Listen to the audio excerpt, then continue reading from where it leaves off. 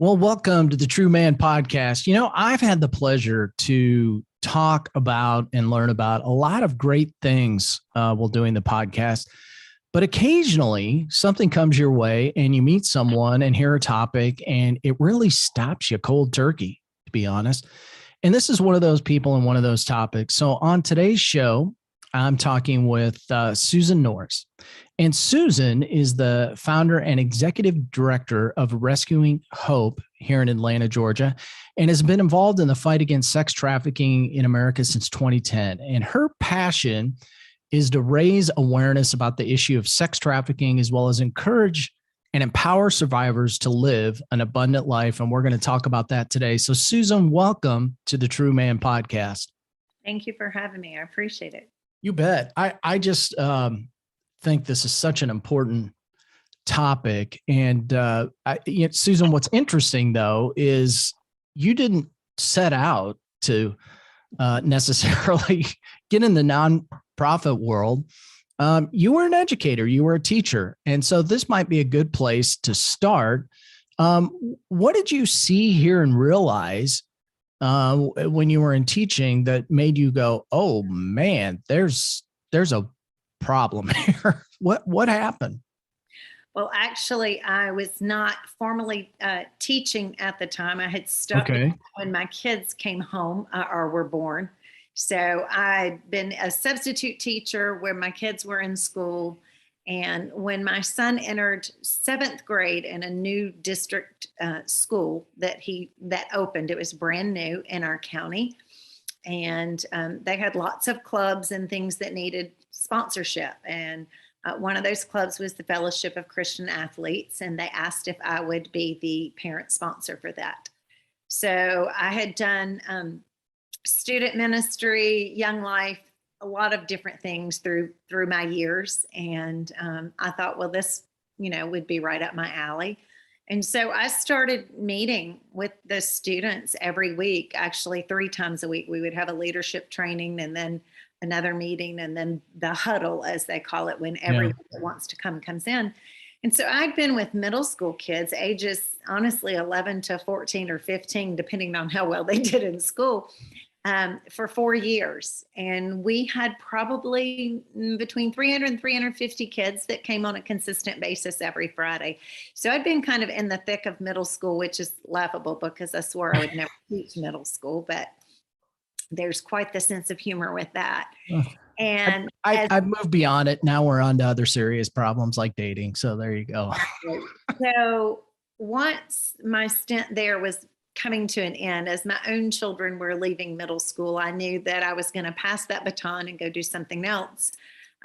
Literally my last day of working with FCA, I was invited to a luncheon that I had not planned to attend, but through the course of events that unfolded that day, I found myself sitting in that room. And I heard that the average entry age into the sex trade in the United States was age 12 to 14. And I thought, okay, that's crazy. That's who I just spent 4.5 years with.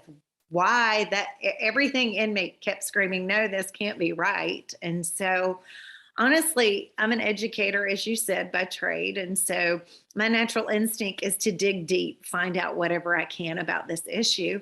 And so I met with the woman who was speaking at a later date for lunch. And she ran a recovery program for victims. And she connected me to a law enforcement officer who was a CSEC detective. And that is someone who specializes in the commercial sexual exploitation of children. And it's sad that we even have to have a CSEC department of the police department, but they exist. And that person would have to have a strong stomach or I don't know. He was a phenomenal man. He scared me half to death the first time I saw him because his neck was the size of my thighs. And he walked kind of like this because he was so muscular, which I guess if you're going to work in that arena, you need to be intimidating. And he was. But he became the gatekeeper for me to meet survivors and law enforcement and frontline organizations, and even to interview traffickers to learn about every aspect of this that I could possibly grasp. Yeah. The only person that he didn't arrange for me to meet was a purchaser, because they're not out going, hey, guess what I do? Yeah. And he had not encountered any that he had cultivated a relationship with, obviously. That were willing to come forward. Exactly. So, but I watched documentaries and I read everything that I could about why people purchase. And there's actually a book that will make you want to vomit when you read, called The Johns, that is an investigative reporter went into the dark web and really started interviewing and asking people questions that they could respond to anonymously, so their identity is protected.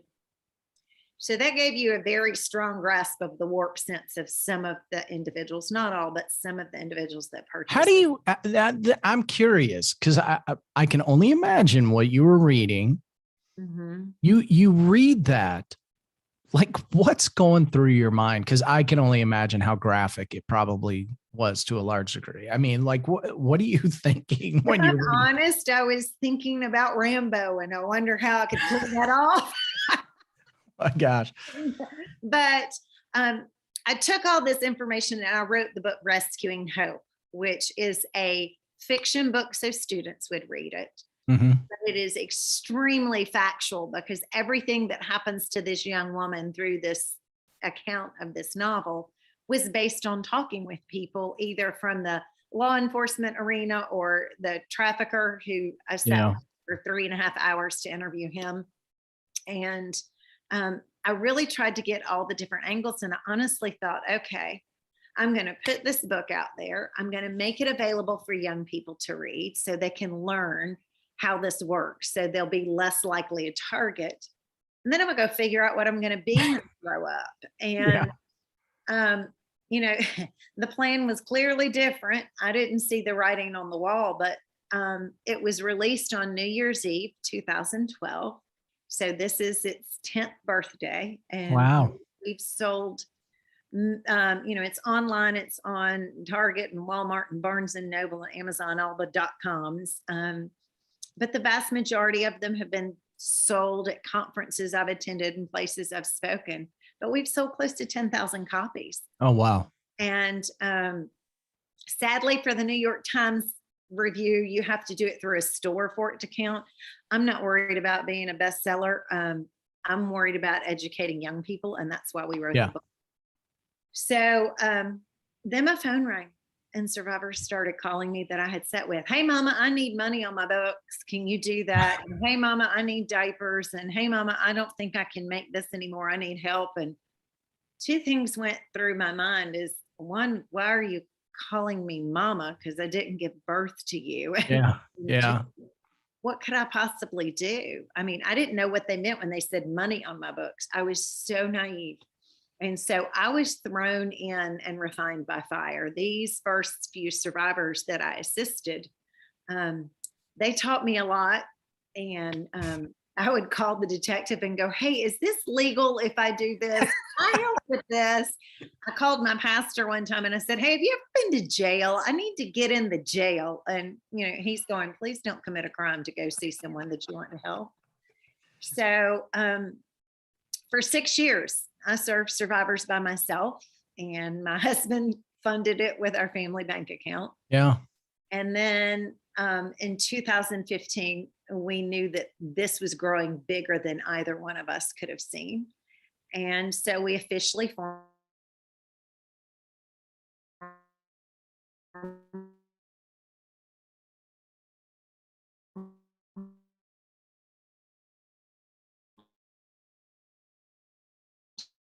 the we're going into, finishing up year number 6 of serving survivors. Our mission statement is to enlighten the public of sex trafficking in America, to educate potential victims and first responders, and to empower advocates and survivors. So we do awareness events across the country. We've gone as far west as Spokane, Washington, and down to Texas and Florida, and up to North Carolina, and everywhere in between, wherever we're invited. And then we educate potential victims through a program that's called Play It Safe, where we go into schools through clubs, sometimes through health or PE, Every once in a while, a principal will get bold and we'll do a school-wide assembly where we do something for them. The Rotarians Club Interact, FCA that I used to work with, really any avenue that we can get in to educate young people, because we unpack it for them and don't just cover the information like we do in the enlightenment event for the public, which is called Reality Check. We talk about strategy and things that they can learn from what we've shared with them and what steps they would take if they found themselves in a similar situation. And we do that because the frontal lobe of the brain is not fully developed until age 25 for females and 28 for men. And I know your audience is male. Don't blame me, male manufacturer. I had nothing to do with it. But we know that children, if they're given a scaffolding, a framework that they can match, they match, apple to apple at 4 years old in preschool. Right. If we can give them scenarios of how trafficking happens with force, fraud, or coercion, then when they find themselves in a similar scenario, they can go, okay, this looks like this. I better run, or I better disconnect that social connection on one of these social media apps, or I better go and tell an adult. So we take them through that. And we also do training for first responders in schools, because Georgia Cares used to collect all the data on Georgia domestic minor sex trafficking victims. And their last data collection was 2019. And they found that 90% of those they were serving were actually being groomed, recruited, and lured by their trafficker while they were still attending school. That's why we train educators. We go into medical arenas, the emergency department, women's facilities, and urgent care, because a study done in 2014 showed that 88% of victims were seen in one of those places, and no one asked the proper questions at that point of intersection to help them get out. And then I am post-certified by the state of Georgia to train law enforcement. And I know I'm very fierce and intimidating, but I've met you. You're scary. Yeah. Yeah. All 4 of me. Yeah. So it has nothing to do with statute or tactical defense. Yeah. But it's really from a victim perspective on how they'll present. What's your approach to get them to open up and to convey information, because they have it drilled in their head that law enforcement's evil and they're out to get them. Yeah. And with empowerment, we meet with people like you who hear our story and they're like, well, what can I do to help? And case in point today, you have a podcast. So you're using the platform to share the message. So we help people figure out what their position in this fight can be, because it's going to take us all. And then we serve survivors. We work with those that are emancipated youth or 18 and up on an individualized action plan. And we like to say we take them from victim to survivor to thriver to lifelong friend, because this is a long haul recovery. It's a marathon, not a sprint. The level of complex trauma that they experience is equated to that of a frontline soldier who deals with, prisoners of war situation with that kind of PTSD. So we work with complex trauma therapists and with medical personnel, and we work to try and leverage every resource we can get our hands on to assist them, be it an attorney to do pro bono, a doctor to see them, or someone who's willing to give them a chance and give them a job. I'll tell you, there's so many layers of this. The thing that kept going through my mind while I was sitting with you, honestly, I kept going, how can I help? How can I help? It's like, this is awful. How can I help? And I think, I kept thinking that because I kept thinking about my own kids. Like, that could be my own kids. And so as a parent, I guess that's what I would ask you to speak into now. Like, what can we look for with our own children who could very easily be lured into this? What can we look for? What are the signs that we can look for to be more involved, I guess, in our kids' lives? I would word it that way. Yeah. Because sometimes I know where you're going, and it yeah. is hard because it's such a vast problem. It's like, where do I begin? Like, what's the Yeah. first thing to do? And since your audience is predominantly male, I'm going to speak to you as fathers. Yeah. The That's good. first thing that you can do is literally have engaging conversations with your children at every age. Make it awkward, honestly. Like, throw your arms You around may them. need to repeat that for some people. Throw your arms around them and tell them that you love them. My son is 27. My husband still hugs him and kisses him on the cheek and tells him that he loves him. Yeah. He has an insane self-image to the point we need to dial it back sometimes. But it is so much easier to do that than to go the other direction. Yep. What we have found is that traffickers, and I've interviewed several, sadly, they are looking to leverage whatever vulnerability they can find. In fact, I asked one trafficker, what do you look for when you're looking for a potential victim? And he said, oh, that's easy. Breathing. I was like, okay, I'm sorry. I am blonde than I need to be. I need more information. Explain that. And he said, Susan, we could get in the car, drive over here to Lenox Mall, walk in the food court. You point to any kid in there, and I can tell you how I can have them in my car in 5 minutes or less. No way. My heart was racing. I wanted to strangle him, and all I could think of was my children and their friends. And so he said, the girl like you, who is not an introvert, who will talk to anybody, said, sometimes those girls are the popular girls, or they're just at least seen as very friendly. They're likely not to offend, and they don't want to miss out on anything. They have no disease. Guilty. So he said, I'm going to invite them to a party, and then all I have to do is look for what rapper is recording in the Atlanta area, or what athlete is in town now, or who's making a movie at one of the studios, or who's someone that is known to have a house in Atlanta, like Tyler Perry, Usher, some of the others that are known to have at least a residence here. And I'll just throw out that they're going to be at the party. You will come because you will not dare want to miss out on that opportunity to meet that person, to take your selfie with them, and all of that. And then he said the girl who is, and he trafficked females, so I'm only speaking to the female, but males are victims too, and we'll get to that.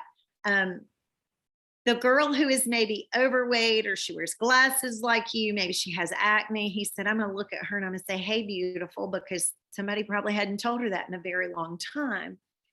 For the girl who's on the fringe, that they just let her come to make them look better, kind of that whole Regina George of Mean Girls thing. He said, I'm going to lean in and say, hey, what do you think? Because nobody ever asks what they think. And he just went through, he literally described my children and all of their friends, and it made me sick. Yeah, I'm sitting here thinking, and I know it's hard. It's difficult to hear this. It really is. And so the number one thing between him and another predator that I read a documentary about, it was a transcript. The number one thing you can do as a parent, particularly a father, is to be present. Speak into their lives, have real conversations, make yourself known on all of their social platforms, not in the, you can't be obnoxious there. Like if they're at home, throw your arms around them, tell them you love them, but you don't put, hey dude, you're my favorite on their social media, or they'll block you. They'll start another one and won't tell you what it is. Yeah. Just like something. That's all you got to do. Just click a like. And that tells, what one trafficker said is, if I see a parent just liking something, they don't even have to comment, I know that parent is actively involved in this child's life. And that's a risk factor for me. So I'll go for the easier kid who nobody's talking to. So that's one thing. Make yourself present, both literally in the home, loving on them. Know their friends. Yeah. Know exactly who their friends are and how they communicate. They all have these devices. Yeah, unfortunately. They have so many apps on them. This is not a rite of passage. It is a privilege. And my biggest soapbox with kids is your cell phone, your tablet, your computer, and your gaming system. All of those kids think it's just their destiny. No, it's a privilege, and it is purchased by mom and dad, or it's connected to their Wi-Fi that they're paying for. And therefore, it can be taken from them if they break the family rules. And the family rules need to be that they don't go on any app that you aren't on and connected to them, so they can monitor. If they do, they lose the privilege. So that means you're going to have to do random checks. It can't be, okay, every Friday night at 7 p.m., I'm going to check your phone, because guess what? Friday night at 5 p.m., they're going to delete the app. You're going to check their phone, and then they're going to upload it again. So you have to be aware of that. You also have to recognize if your child's a little sneaky, you need to make sure that you know if they're using friends' phones and devices to create social media platforms. I've had parents go, oh, my kids are not on social media. I don't ever let them on social media. Well, guess what? If they're in school or with peers, they're probably on it. You just don't know it, and they're using their friends' devices. It's almost safer to have the protocols in place and to acknowledge that they're going to go there because of peer pressure alone. It doesn't make it right, but they're curious. They're wired to be curious. So make your presence known.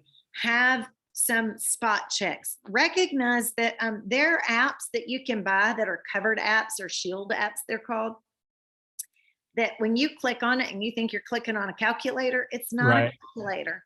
And it pops up and it gives you a password area to put your password in, because it's password protected. And then you get into what's behind that.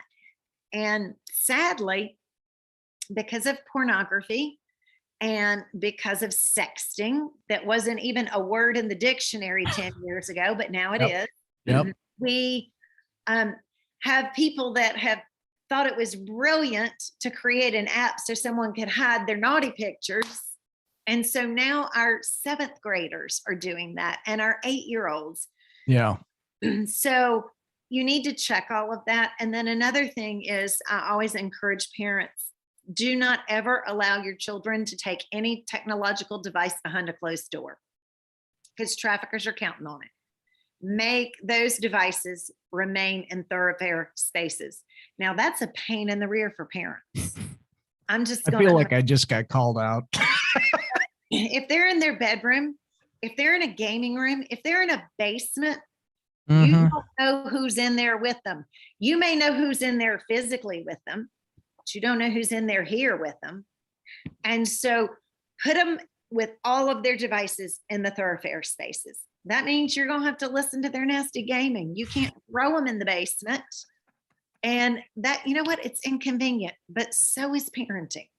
Yeah. It's amazing to me. I guess I hadn't thought about how psychological that this is in terms of preying on our kids. I mean, they know every psychological game in the book. They really do. They're not the idiots that you think they are from the street. I mean, it's 150 billion with a B dollar a year industry. And in Metro Atlanta alone, a study done about 4 years ago showed that we generate about $290 million a year in the sex trade, meaning your average trafficker is estimated to make $33,000 a week. And that is with 4 to 6 victims. So it's big money. They can go find the kid who flunks out of KSU or Georgia Tech on coding or whatever to become a hacker and to get into all this technology. They can hire some kid who's a good-looking guy to go flirt with a girl and get her from a place of safety to a place of vulnerability, where then things happen. And that happens all the time. I'm not normally speechless on the podcast, but this has been one of the more educational podcasts I've ever had. I'm just blown away at the information that you're providing us. But I think what it comes down to, we just really need to be, and you said this, present as parents and active in our kids' lives, because they are literally heading out to a battlefield. Well, the battlefield's in our house, actually.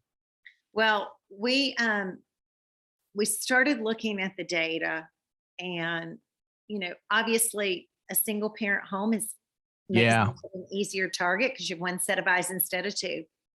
But you can have two physically present parents who are not physically present, who are glued to their phones. I thought that was the average adult. It is. I mean, if you look at the time you spend on your devices, we strongly encourage that there's a shut-off time for kids between an hour and a half and 2 hours before bedtime from their devices. And that's because of all the study about how the blue light impacts your sleep. Right. But we also have seen these devices tied into bullying and impacting and creating high levels of anxiety. Traffickers are aware of that. So if you have kind of the docking station, the turn-in space where devices go with your kids, you can't tell them shut down and take a deep breath and calm down and get ready for bed if you're glued to your computer or you're on your phone and they're watching you. Because let's face it, none of them are going to do what we say. They're going to do what we do. Yeah. And they start at a very young age to model what they're seeing. We actually have a resource on our website, which is rescuinghope.com, and it's under the Learn tab. We have lots of free resources for you. And one of them is a story that breaks my heart. It actually was brought to me by one of the survivors that we serve, because she now works in the movement and she speaks, and she knows some people that are on the fence to try and get out. And so she got the permission from this trafficker to share his story with me and for us to put it out in print. And it is the tale of a young man who became a trafficker because his dad became a trafficker, because his mom was a trafficked individual. And he said, I didn't know I had a choice. He was 14 when he was arrested for trafficking. So it does happen familially. Yeah. It happens other ways out of desperation. For every trafficker I sat with, there was a totally different story about how they got into the work. But we need to understand, especially for you as men, you are the biggest driving force in either stopping this issue or increasing and continuing this issue, because the vast majority of purchasers are male. Now, couples purchase and females purchase, but it's minuscule compared to the high demand that men drive. Predominantly men in their late 20s into their early 40s, but I have sat and read documentation, watched documentaries, and talked with law enforcement where they've arrested them as young as teenagers and as old as in their 80s. I actually was doing an outreach in an area and stopped a man who was going into a place thought to be a brothel. And I asked him what he was doing and offered him resources to help him not do what he was getting ready to do. Yeah. And he told me that his wife had just passed away and that he was lonely. And I told him there were other ways to fill that void and that there were great resources. And he looked me dead in the eye and he goes, yeah, but I feel like being bad. And he took off. And I thought, okay. Wow. So, I will tell you, I read that piece. You gave me the piece on the trafficker, and I probably need to include that in the show notes. I mean, I don't even know what to say. I read that. I must have just sat in my chair for about 5 minutes going, I can't even believe I just read that. Mm-hmm. And then I gave it to my wife and I said, you got to read this. This is unbelievable. Yeah, it was, I hear survivor stories all the time because we serve them. It's not often that I get to sit and have a conversation with a trafficker or interview a trafficker. I actually had the opportunity to interview a former purchaser. And to tell you how commonplace this is, I was greeting at my church that I attend, and telling everyone, good morning, welcome. And I'll leave the name of the church out, but I kept saying welcome. And because I am Chatty Cathy, a lot of people in the church will come up and we'll chat while I'm doing my greeting. And so you'll get kind of this conversation kind of sideways. And he walked up and he said, I just love what you're doing at Rescuing Hope. I want to help you. I want to support you. And I ask anybody, I don't care who you are, male, female, young, old, I always ask why, because it's a hard movement to step into and have sustainability. Yeah. It's a dark place. And yes, we have great rescue stories. We have great thriving stories, but for every 4 or 5 of those, we've got hundreds of those that it doesn't happen. So I always ask why.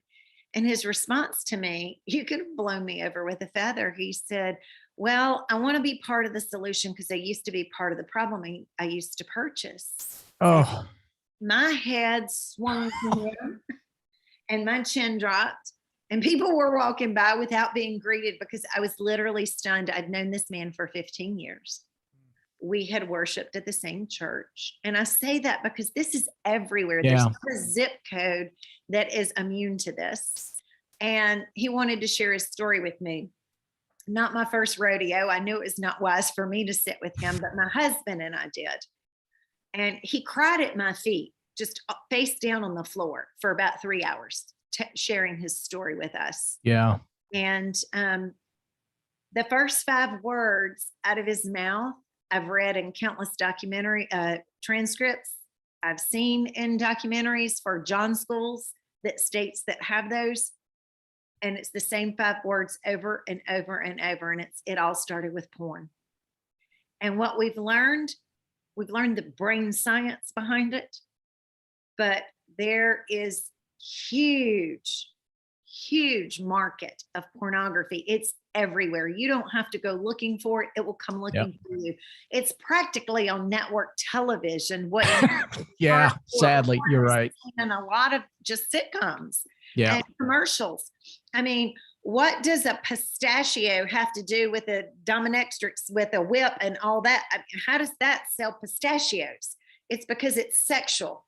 And so it's very easy to be drawn in. And the pornographer's average age that they're targeting right now is an 8-year-old. So that's your sons, because they know if they can get into their brains and that they can give them a warped sense of sexuality instead of a healthy form of sexuality to look at as norm, then they'll start looking for what they've been exposed to. And, little Janie over here, who's a sweet little girl, is not going to sign up for all this stuff that they've seen in these porn videos. So they're going to either have to take it, which is peer on peer sex or statutory rape as they get older, or they're going to have to pay for it, which they feel like, oh, that's prostitution. She's choosing. Let me just tell you something. There's not a woman on the planet that wants to be raped 10 to 30 times a day by a perfect stranger. There's just not. I've sat and talked with people who think they've chosen sex work. And as we peeled that onion back and I just ask questions, no judgment, just ask question after question. It never fails. I've never walked away that she wasn't a puddle in the floor. And it's not because I'm a bully, but just as she unpacked her story. And so we know this. We know that not everyone who views porn is going to be addicted to porn. But just like with drug addiction, you don't know if you're the one. You don't know if you're the whatever percentage. So any exposure to it can lead you. And it's because just like when you use drugs, the dopamine release in your brain is the feel-good sensation you get, the high, the euphoria. And over time, what you start with is not enough, and you have to progress to the next thing and the next thing and the next thing. The same is true of pornography. You start with something simple, and it could even be scenes from an R-rated movie that you're exposed to where it's extremely sexual. And then you want to see more, especially if you're young, because you're wired to be curious. It's the way your brain was created. So you're going to start pursuing. If you're starting to see boobs and vaginas and you don't have one of those, you're like, that's not what I've got. I want to see what it looks like. How does that work compared to what mine, Right. I'm just curious. Yep. And then you start going down the black hole. And before you know it, you've got an addiction. And that addiction takes a lot of work. There are tons of programs out there, and there's not a ready-made one Band-Aid that fits all. I know people who have struggled with porn addiction for years. They hate it. They don't want it. It's ruined their marriage. Yeah. More young men in their 20s and 30s on Viagra and Cialis than we do in their 60s and 70s. It's because your brain rewires to megapixels instead of a person. So your brain has told the body now, physiologically, we have an erection when we see a video. We don't have an erection when we see a person. So they get all hot and bothered and get an erection watching a video, and then they go finally find someone who's going to sign up for whatever, whether they're paying or whatnot, and they can't get an erection. So that's what we're seeing. We're seeing men who may be morally bankrupt, for all we know, who are literally going out and starting campaigns to bring pornography to an end. Just simply because they want to be able to function. And we've addressed this on the show. So for whatever reason, the specific episode escapes me, but we did a couple of weeks in a row on pornography. So I would encourage any listener to go back and look, because we had a lot of statistics that we threw out, and it's a very prevalent problem. And it's not just a problem from a watching standpoint. I mean, there's criminal activity, among other things, that goes on as a result of this, among all the other problems that are a result of it. So it's not a victimless crime. In fact, a lot of the porn that you're watching is sexual exploitation, some cases sexual exploitation of minors, or it may be an adult who is being forced. We served one particular porn star. She came out of the life and she said, I really didn't have a choice because the guy was in the corner with a gun trained to my head. Of course I had to act like I liked it. One pornographer who was incarcerated said, yeah, it looks like she's having fun, but you don't see between takes, she's in the corner rocking back and forth, sucking her thumb, because not only was she raped, but she was raped with this guy holding the boom over to get the sound effect, this guy over here with the light, this guy with the light, this one with the camera, and this one with the camera. So it's not just the man raping her. Yeah. It's an audience of people. It can be anywhere between 5 to 25 people in the room with her. And the director goes, cut, I don't like that angle. We got to do it again. And she has to go through the same degrading experience over and over. The life expectancy for a porn star is just minuscule in years because of the assault that they have on the body. Any survivor of exploitation, if they maintain in the life and they don't get out, life expectancy is 7 years due to suicide, an STD, that they have, some type of violent crime that they have, or drug overdose. So you know, this is not the kind of thing that anybody ever grows up and wants to be a part of. It's not anything that we want to hear, but we have to. And that's why I wanted to present this today, because, I'd heard about this. I hadn't educated myself in this. I've since talked with some people about this, and about sex trafficking in general, and they've said the same thing that I did, and it just as a parent, I'm again reminded that I need to educate myself on what's going on out there, because there are morons walking the street that want nothing more than to essentially drag my kids into it. Exactly. And that's pretty sad in and of itself. So I really, really appreciate you coming on to share and make us aware, about what's going on. And I know you mentioned this a couple of times, but before we wrap up today, and I'll put this information in the show notes, but let people know how they can help, how they can get a hold of you, how they can become more educated and aware about sex trafficking and what a substantial problem it is. Sure. I'll give you all that information, but I do want to share one more thing because as dads, this is critical because most of you pay for the cell phones and your name's attached to the cell phone bill. So let's say little Annie decides that this guy who is telling her he's her beau, and it may be a kid who goes to her class and walks down the halls and lives in the neighborhood. I mean, he's a good kid, but he's a curious kid. Maybe he's been exposed to porn. And so Annie is his flavor of the week and he's professing love to Annie. And then he tells Annie, you know, can you just send me some pictures of you maybe in your underwear or with your bra off or whatever? And it'll just stay between us. And that's sexting. If that happens, it's we can take a picture of the no-no square where the bathing suit is.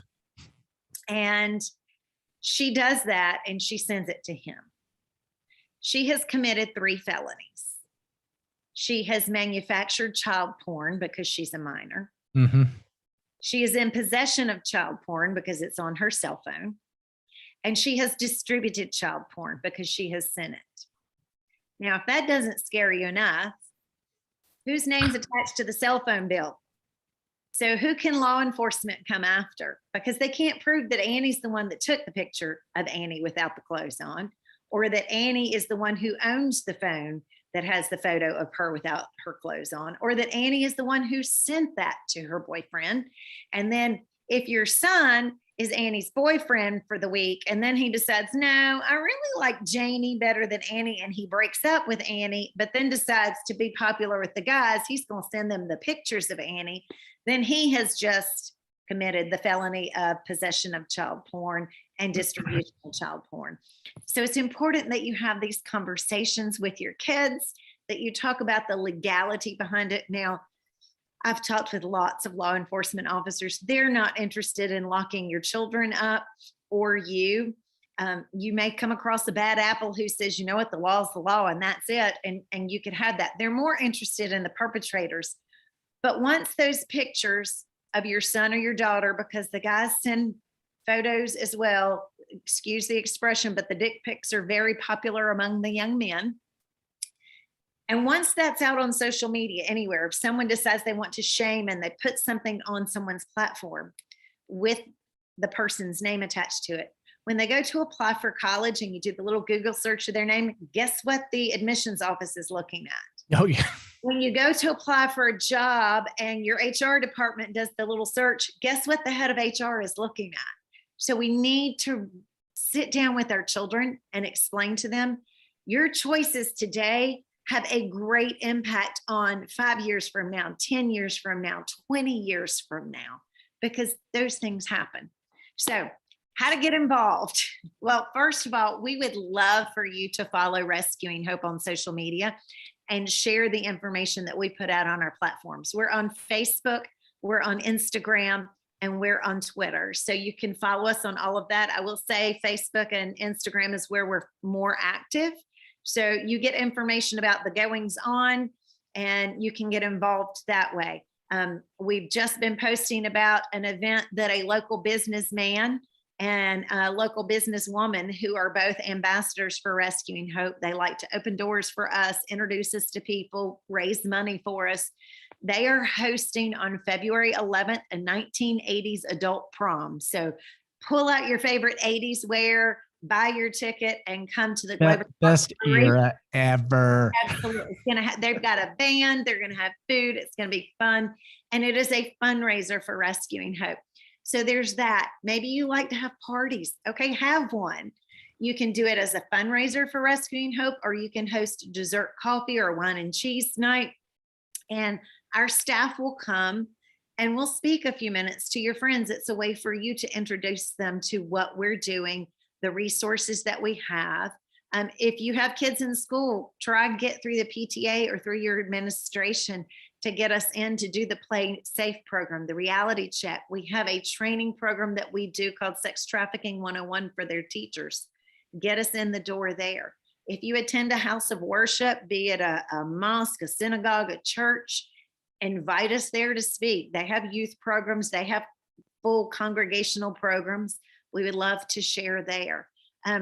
I would encourage you. A lot of people think, oh, this is not a book for dads, but read Rescuing Hope. It will open your eyes in ways that you can't imagine, especially if you have a daughter. You're going to want to hit something when you're done with it. Go write a review on Amazon or one of the other platforms that you bought it and share it with your kids. We love when people, whether it's adults or youth, do a book club. We have a book club discussion guide we will send you. If you want that, email Mallory, Mallory, at rescuinghope.com. We'll send it. And if it's youth, we'll do a Q&A with them for 30 minutes on Zoom once they've completed the whole thing, and email Mallory back and ask for that. Those are some things you can do. And then leverage whatever you do for the movement. If you're a doctor, a lawyer, a HR person, reach out to me. We will help you do your day job, but leverage it for the movement. And I'm not bashful. It takes a lot of resources to do this work. And we are a nonprofit and work practically for free. So any financial contribution, we're on Venmo. We have electronic giving on our website, or our address is there if you want to mail a check. We have a way that if you want to do stock giving and things like that, so that you don't mess up your portfolio and have to pay all these taxes, we have a great finance guy that can help you do that. And our gala is coming up. It's an annual gala every year. It's become one of the more popular ones in the area. It is August 20th, 2022 at the Galleria. We always stick it on the third Saturday in August, so it's before college football starts, before school starts, because we know where you want to be. Gotta love the South. Yes. So yes, in the South, we are serious about our football and Jesus. That That's right. That's right. So those are the ways you can plug in. If you want to volunteer, email Mallory. If you need to know anything else about our organization, honestly, you can email Mallory or me, Susan, SUSAN, at rescuinghope.com. And if you really just aren't sure how to get in touch with us, you can email the comeback coach, because he is now connected with us. Now you have been tapped as part of the team. You know what? This is awesome. Seriously, you're such a ball of fire. She's a little firecracker. If you get the idea and listen to this podcast that education is important about this topic, then you're dead on. It is. Become aware and get educated. And organizations like Rescuing Hope have so many resources that it's just amazing. But get involved in this organization. Check out what they have to offer. And Susan, you're amazing. Thank you. God bless you. This is a big, I don't even know what the word is. This is just an amazing thing that you've undertaken, for sure, but needed, obviously. I mean, we're talking about, for the most part, our children are out there under attack, and that requires that we be aware of what's going on. So thank you for coming on the podcast today. Really appreciate your time. Thank you. And God bless. And y'all, please stay in touch with us. We would love to connect. Awesome. Thank you.